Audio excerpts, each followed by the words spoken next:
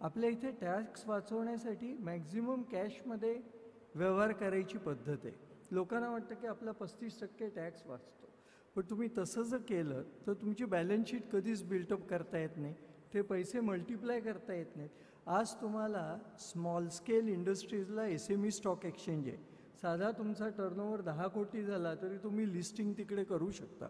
हा मार्ग उपलब्ध आहे ज्यातनं तुम्हाला व्हॅल्युएशन मिळू शकतं.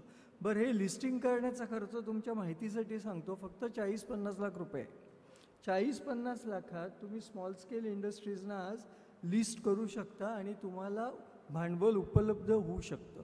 पण तुम्ही जर वेगळे कॉम्प्लायन्सेस फॉलो केले नाहीत, तुमचं जे कॅपिटल आहे ते जर तुम्ही कॅशमध्ये ठेवलं, आणि कॅशला कसं वापरणार, तुम्ही खर्च करणार, गोल्ड घेणार किंवा जमिनी घेणार, तिसरा मार्ग नाही.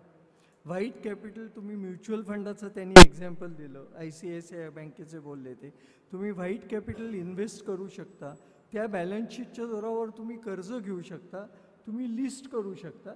त्यामुळे मॅक्झिमम तुमचं व्हाईट कॅपिटल बिल्ड करा.